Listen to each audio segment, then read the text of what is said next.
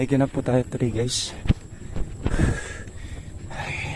Bali, nandito po ako sa isang lugar. Medyo mga ganitong lugar yung paborito ko guys.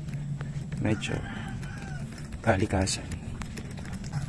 Bali, pagbiyahe po rito dire po yung rumamay. Kumbaga dire pa kasi ay sundalan.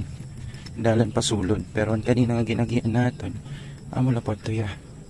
So pag abot po nga diha sul nga pasulod dire na po yasugan. Kumbaga kagaya kanina mga lubak-lubak pinagdaanan namin. So yun, medyo yung kawawa yung gulong ng motor. Ayan po yung dinadaanan ko. Ayan.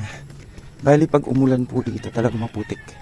So kaya medyo delikado rin pag madulas kasi. Kaya mag-iingat lang. Pero pag halimbawa may maaraw po siya, medyo natutuyo yung lupa. Kaya hindi nagaanong kumbaga madulas. Ganon. Kumbaga sa waray madalunot. Ayan. Ganon po yung kahaba. Tapos may mga tanim po dito. Ito po yung mga anong tawag yan? Mga balanghoy. Kumbaga kamuting kahoy. Kamuting kahoy. Tapos ito naman ang tubo. Yun po yung usual na mga hanap buhay dito. Mga farmer. Ayan. Siyempre alam nyo naman hindi naman ganun ka dali maging farmer. Mahirap talaga. Sipag at syaga. Para sa kagaya ko na may iniinda. Hindi nagaanong mailog kapag lalakat. So ganun po yun. Kinakailangan pagkatapos ng mahabang lakaran na diskanso. Tapos lakad uli. On and off. Kasi nga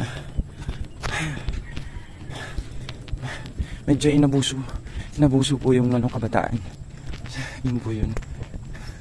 Balita ko sa mga taga rito, malapit na dumasimento yun. Yung area na yun, kumbaga farm to market road. Ang laking tulong po kasi may maraming kabahayan po rito. Tapos yung hanap buhay nila, yung kalakalan, yung kalakal, di ba? In and out. So kinakailangan ng tulong para hindi mahirapan yung pagbiyahe. Especially may nakasalubong ako na nagtatrabaho sa bayan ng ibang municipality ito eh. Ang laking tulong sa mga ganun. So hindi siya ganun kadali, pero antay mo lang, di ba? So kawawa kasi yung mga nasa looban. Mahirap yung biyahe, especially kung maulan. Ganun din yung